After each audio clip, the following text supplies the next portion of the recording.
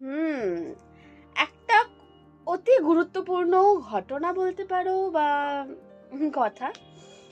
আজকে কোনো একটা কারণে আমার পুচকি বোনু মানে আমার সব থেকে ছোট কাজিনের ওপরে আমার একটু রাগ হলো। ও কোনো একটা কিছু করেনি বা কোনো একটা কথা এমন ভাবে বলেছে যেটা আমার ঠিক পোষালো না, এবং যেটা আসলে ঠিক নয়ও। হ্যাঁ, আমি ওকে একটা ক্লিপ দিয়েছিলাম, সেই ক্লিপটা ও রাগে মাগে মাথা থেকে খুলে দিল। তো আমার খুব কষ্ট হলো। আমি বললাম যে আমি খুব মানে প্রাণ ভরে ভালোবাসার সাথে তোকে এই ক্লিপটা আটকে দিলাম, তুই এটা খুলে দিলি তো, ঠিক আছে তোর সাথে আর কথা বলবো না। তারপরে অনেক বকাঝকা হলো, মানে আমাকে নয় বা ওকে নয়, বলা হলো যে বড়দের এরকম করতে নেই। আমার মা বললো, বোঝালো। পুচকি কিছুক্ষণ অন্যদিকে ঘুরে থাকলো, কথা বললো না, কি জানি অভিমান করছিল কিনা। তারপর কি হলো, পুচকি অন্য ঘরে চলে গেল। পুচকি জানে যে যতক্ষণ না আমাকে সরি বলা হবে ততক্ষণ কিন্তু আমি ওর সাথে কথা বলবো না। কারণ এই পুরো জিনিসটার মধ্যে দোষটা পুচকির ছিল। পুচকি একটা ভুল কাজ করেছে, তার জন্যই ওর সরি বলাটা উচিত। দোষ থাকলে সেখানে সরি বললে কেউ ছোট হয় না। তা আমি মায়ের সাথে যথারীতি কথা বলছি। পুচকি কিছুক্ষণ পর ওই ঘর থেকে এসে একটা জিনিস নিয়ে এলো,